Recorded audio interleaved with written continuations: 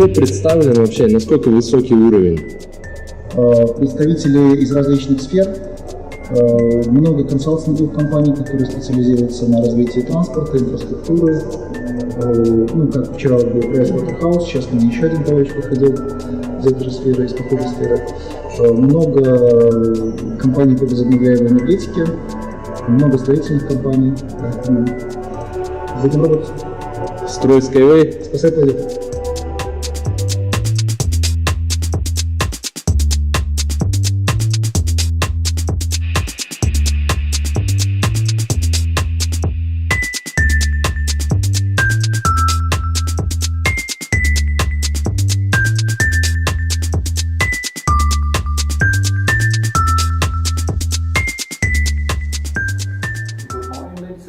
Can you hear me well?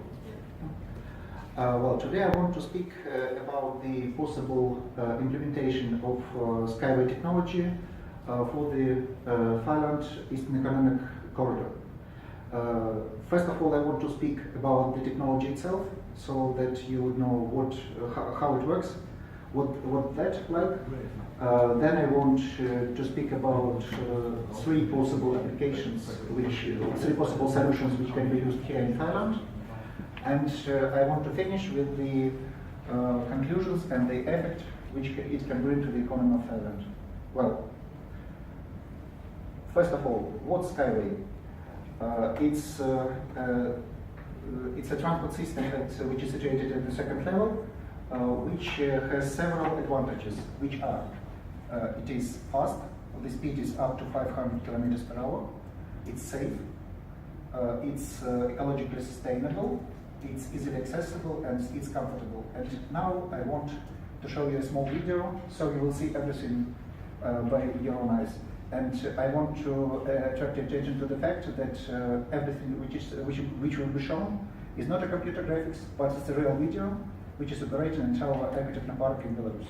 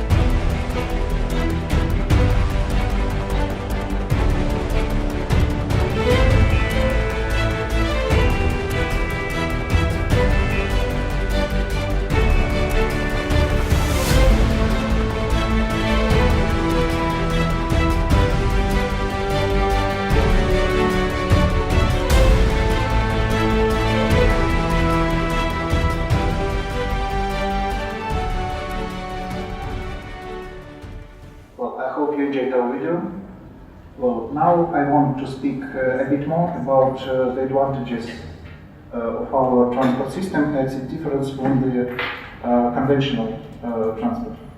First of all, we have quite low capex. You may see at this graph that our capex is at least twice less compared with most of conventional transport, and if we compare with monorail, with like metro and Mandev, it's could be 10 times less. And the main idea is that we use very light but very rigid strain rail, which is based on the pre-stressed strings, which are put into concrete. That's why we get a light but very solid structure. That's why it's less material, it consumes less material, that's why it's cheaper. Further on, we have minimal operating expenses. If we compare with the conventional transport, we can see that the most part of the OPEX is labor expenses and cost of fuel. in our case, it's the least part. And our transport is driverless, so we use automatic control system. I will speak about that a bit later. And in general, we can get the effect of so our transport system is 2 to 5 times cheaper in terms of OpEx compared with conventional transport. The next point is our transport system is ecologically sustainable. So we use minimal landed resources, and we use electricity, so it minimizes the harmful emissions to the atmosphere, and lots of people like that. And the last point is safety. The main issue here that our transport system is situated at the second level, so it doesn't cross with the existing transport at all. So the traffic accidents are minimal. The second point is anti-derailment system. You can see it in the picture. So it also increases the safety of our transport system, and it's resistant to natural disasters. The previous speaker was saying about floods here. And actually it's also resistant towards earthquakes, tsunami, and other natural disasters. So this transport system won't be ruined if any natural disasters happen. Well, and actually now we are implementing that at our test site in Belarus. We call it Eco Techno Park. It's situated in the town of Marina Gorka. It's not far from capital city of Minsk. And here you can see all the main types of our transport: unibus, unibike, Unica. I'll speak about them a bit later. And actually, you may also see that we have got, at the end of the previous year, of the year 2017, we've got certificates from the Russian Institute of Urban Transport.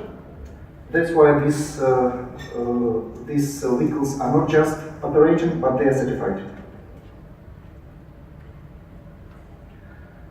Well, and now let's think how our technology can help to the development of Thailand, and in particular for the Eastern Economic Corridor. Actually, you can see this map, and actually the main points here to connect the seaports and the airports into one integrated transport system. And what we can do here? Well, first of all, we can increase cargo turnover, we can reduce transportation costs, we can increase the convenience of the transport, we can minimize transportation time because the speed of our transportation is up to 500 kilometers per hour, and we can promote tourism as well. Well, and now let's speak about our main solutions which could be applied here. First of all, it's cargo transportation. So, if speaking about Skyway transport system, it has several advantages. It's autonomous, it's point-to-point, it's high speed, it's ultra-safe and energy efficient. We have also special solutions, not just for cargo transportation, but for the seaports as well. And many people during this conference were asking exactly about these solutions. You can see at this picture how container transportation could be arranged along the water, for example, and it can combine container transportation at the upper level and passenger transportation at a lower level. So it's a universal transport system. And also we can make offshore ports so that we put it into the sea and put the storage places into the ground. So we leave the shore of the sea free of any infrastructure, so it can be used for recreation, for some other economic activities. So, but we don't need to put boats at the shore. And these solutions could be applied not only for the big ports of world importance, but also for the small ports, as you can see at this slide. And here you can see how our container transportation could work. So the speed is up to about 50 kilometers per hour. It's automated loading and unloading. Its performance could be up to 30 million containers per year. And we can use track, as I told already, for passenger transportation. And we have different solutions, not only for containers, but also for bulk, break bulk, and liquid cargo. This is our cargo module, which is called Unitruck. It's arranged for a small amount of cargo. It's for bulk cargo, actually for 1.8 metric tons. But if we if we place them one by one, it can carry quite a great amount of cargo. We consider the performance of such system about 100 million tons per year, even despite it looks so small. It's already operating at our aquatic park, so you may see it in the video. And we also have solutions for loading and unloading terminals. And I think that all these cargo systems could be integrated, and it could integrate the airports and seaports into unified transport system. Well, the next solution which I want to speak about is high-speed passenger transport. As I told already, it is up to 500 kilometers per hour. It's bigger compared with conventional high-speed trains, and it can be used to unite cities, regions, countries, and even continents. Here I give at the map, I give the possible example how it could be applied for the case of Bangkok. For example, we can connect Bangkok with Kuala Lumpur and Singapore. And yesterday we were discussing the project Kuala Lumpur, Singapore. I think this solution could be also applied for this project. If we compare Skyway with other types of high-speed transport systems, you can see that almost all the parameters which are construction cost, OPEX, accident rate, and environmental impact, we are better. Maybe the only point where we look a bit worse compared with aviation is speed, but we should take into account one point. If you go to the airport, you anyway need to wait for boarding, to stand in the queues, to pass control, and actually you have to add 3-4 hours to the time of your trip. In our case, we get from the city center or city suburb exactly to the city center or city suburb, and actually you will get, for example, if you go for 500 kilometers or for 1,000 kilometers, you will get to the place of destination faster. And these are technical parameters for our high-speed unibus. It's designed for 10 people. Its design speed is 450 kilometers per hour, and its performance is about 7,200 passengers per hour. And the last point which I want to speak about as the last solution is urban passenger transport. First of all, I want to speak about Unibike, which is some kind of PRT designed by our company. It's designed for 2 persons, but there could be solutions from 1 to 5 persons. And it can be used as a sightseeing vehicle. For example, it could be, I think it would be really great to go by Unibike to safari, for example, or to see some natural places from the bird's eye view. And also, I can say that it can be used also as a standard urban public transport.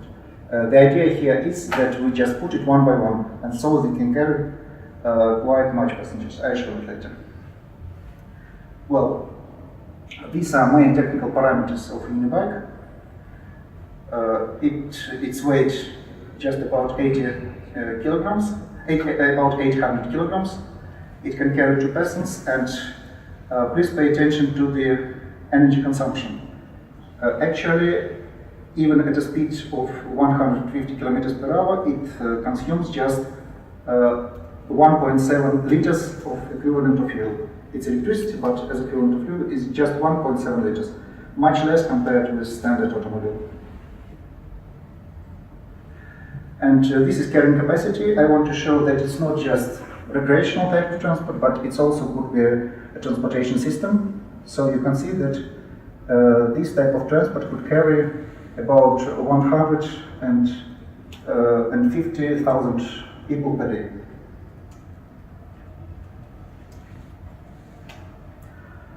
I also want to speak about the other solution, which one is Unibus, which is full-fledged solution for urban and intercity transportation. So this is actual possible replacement of metro, buses, and any other types of transport. So if you look at the graph, you can see that the difference of this. You can see that the speed of our transport is much higher. It could move at a speed of about 150 kilometers per hour, and the average speed is about 80 kilometers. So you can maybe you've already tried how it is in Bangkok. Actually, there are lots of congestions all over the roads, and it's quite difficult to get where you want in time. So by using Unibus, it won't be a problem. You will get wherever you need quite quick. And actually, as we see, it could be used here for urban transport system in Bangkok and in the city of Pattaya, for transportation system connecting Bangkok and Pattaya, because now, as far as I understood, it takes from 2 to 3 hours to get there. By using this transport, you can get there by 1 hour. It would be much more convenient, and it could, of course, boost the tourism here. And we can use it not only for these routes, but also for general intercity transport system connecting the entire region. So if we do that, everything would be operating. It would be a general system which unites all the points. These are main technical characteristics of Unibus. As I told already, it's designed for 14 persons. And one more interesting fact, which is energy consumption. Actually, if it will move it will go at the speed of 100 kilometers per hour, and for example, if it uses air conditioner, then the energy consumption for 14 persons will be just equivalent of 3 liters of fuel. So it's even for 14 persons, it's much less compared with traditional car. And I forgot to say that its performance could be up to about 50,000 passengers per hour. So it's compared with metro. One more solution, which could be interesting both inside the cities and outside the cities, is a second track structure. Actually, it's a solution which replaces conventional bridge, but it's much lighter and much cheaper. So you need not to spend billions of dollars to build some bridges, but this solution could be used. And actually, it's already realized in our Ecotechno Park in Belarus, and anybody can see how it works. This slide is devoted to carrying capacity. As I told already, it could carry about 50,000 passengers per hour and up to 1 million passengers per day. And if speaking about the benefits for urban development, you can see that Unibuses can be integrated into any into any urban infrastructure. And actually it can have the following effects. First of all, improved living standards, reduce harmful emissions to the atmosphere, practically no road accidents, increasing of tourist potential, jobs creation, and increased economic potential and investment attractiveness. this slide is devoted to our approach towards infrastructure, and actually some trade and service centers could be played inside the stations. And we also can use our track structure as a place to locate fiber optics and cable power lines. I'll show it in the next slide. So, for example, if we are speaking about some hard-to-reach areas, which I think do exist here in Thailand, you can use this transportation system not just as a transport, but also as a means to provide it with the internet and electricity. And I already told that our transport system is driverless. It's operated by automated control system. The main features of which you can see at this slide. So it uses Wi-Fi and other points, and actually it involves both the vehicles and the sports. One more solution which could be applicable here in Thailand. These are Skyway linear cities. You can see at this picture that such cities could be created along the seashore, maybe in mountains, at any place which is convenient for life. And actually you can live in the rural area, but you don't need any car to go to a place of work or place of study or to some recreation, because it is connected by horizontal lifts. And you may use either, you may see the picture, you may use either high-speed trains, which can deliver you, for example, to Ho Chi Minh, to Hanoi, to Kuala Lumpur, to Singapore. And if you need to go to some short distances, you can use the urban transport. And actually, everything is situated in walking distance, so you don't need to use car at all. And I can surely say that this would allow people to live in a healthy area and to enjoy life much more. Well, and now I want to make a conclusion. Well, first of all, our cargo solutions can increase the capacity of ports and freight terminals at least by 20 to 30%, and the cost of such systems are 3 to 4 times less compared to conventional ones. Well, if speaking about high-speed transport, we can connect Thailand with Malaysia and Singapore and other cities as well, and the cost of such track, in my opinion, could be up to 10 to 15 billions of US dollars, which is cheaper than other traditional solutions, especially the Japanese one, I think by 5 to 10 times. And the last point, the urban and BRT transport can solve traffic problems in the cities, enhance tourism, and make transportation comfortable and well priced. And the construction of such systems costs less than traditional one by 5 to 7 times. Well, that's all. Thank you very much.